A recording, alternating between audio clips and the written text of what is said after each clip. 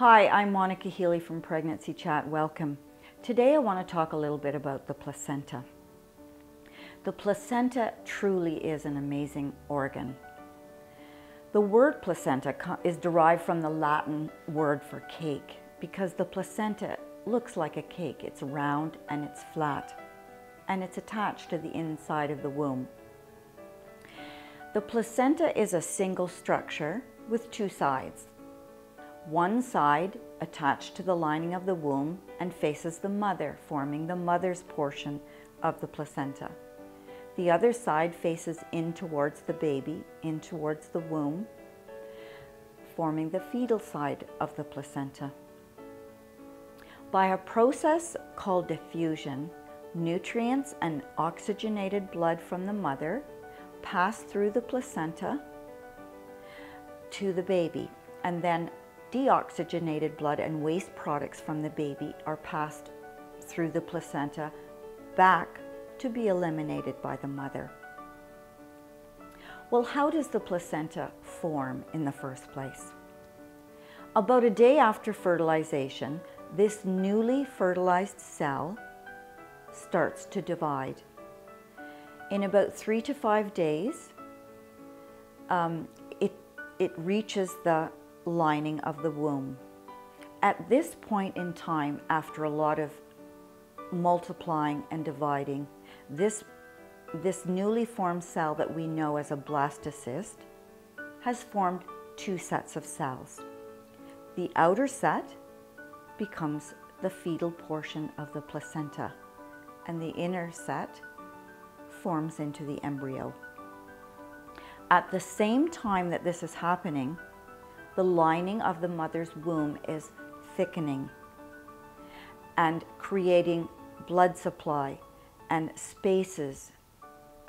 These spaces are called intervillous spaces, and providing flow channels for the exchange of these nutrients to take place. Then how do these nutrients get from the placenta to the baby? Well, the umbilical cord that contains one vein and two arteries is the avenue that the blood takes from the placenta to the baby, and then from the baby back to the placenta. The umbilical vein, shown on the ultrasound in blue, carries nutrients and oxygenated blood from the mother to the baby.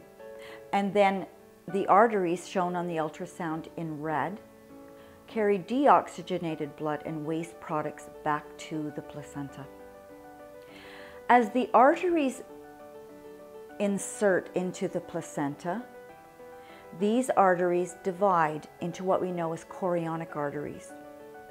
And then these arteries divide again and again until an extensive network of arteriocapillary venous system is formed. And this is where the exchange takes place. Mother and baby's blood come very close together, and nutrients are passed back and forth, but the blood never really mingles together.